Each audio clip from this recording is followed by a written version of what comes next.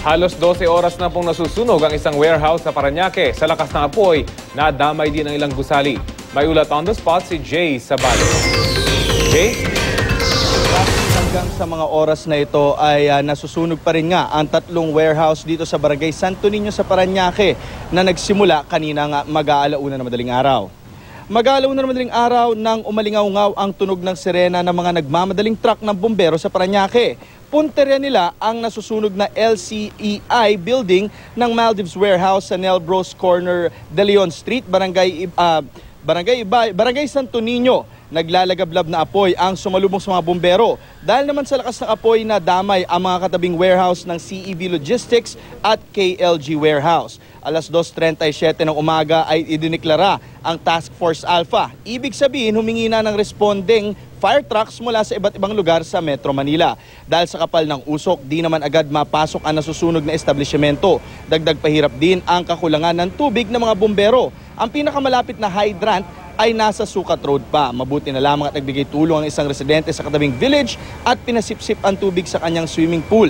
Namigay din ng tubig ang katabing bahay mula sa kanilang tangke ng tubig. Alas 6:40 ng umaga naman nang ideklarang bumaba na ito sa nang tumaas ito ulit sa Task Force Bravo. Mataas na ang araw ngunit nagngangalit pa rin ang apoy mula sa 3rd at 4th floor ng KLG Warehouse. Mga combustible materials kasi ang laman ng mga nasusunog sa warehouse. Sa sobrang init ng apoy, ang mga bomberong ito ay nasa itaas ng hagdan at kailangan pa rin mag-cover exposure habang nagbubuga ng tubig sa apoy. Ibig sabihin, maging ang mga bombero ay binubugan din ng tubig dahil sa sobrang init. Tinatayang nasa 5 million pesos ang halaga ng ari-ariang natupok ng apoy. Wala namang napapaulat pa hanggang sa ngayon na nasaktan sa sunog. At sila pa nag-provide ng additional water na galing sa Pacific Villa talaga.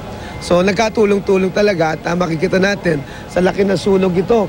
Kung hindi na-contain, nagtulong dito, lalaki pa itong sunog. Kanina kasi ang kumukuha yung mga fire truck natin sa bandang Pagcor pa eh. So ngayon, gumawa tayo ng paraan, nakakuha tayo ng water dito sa tabing swimming pool, kaya patuloy ang operation. Siyempre dahil sa makipot ang daan lang natin. Isa pa malayo nga yung hydrant natin. Pero sa regards sa firefighting, okay naman. Bandang alas 8 ng umaga nang naging kulay puti na ang usok na lumalabas doon sa mga building. Ngunit bandang alas 10 ng umaga kanina muling nangitim ang apoy, ibig sabihin lumakas muli ang sunog. Ang nakikita ninyo, yan yung usok na nagagaling doon sa warehouse, no? Ilang kalsada lamang ang layo natin mula rito. Ayon sa mga bumbero na ating nakausap, hindi pa rin nila sigurado kung hanggang anong oras o hanggang kailan pa magpapatuloy ang sunog. Ngunit sinigurado nila na hanggat may sunog ay pipilitin nilang apulahin ito. At yan muna ang latest mula dito sa Parañaque. Balik sa Rafi.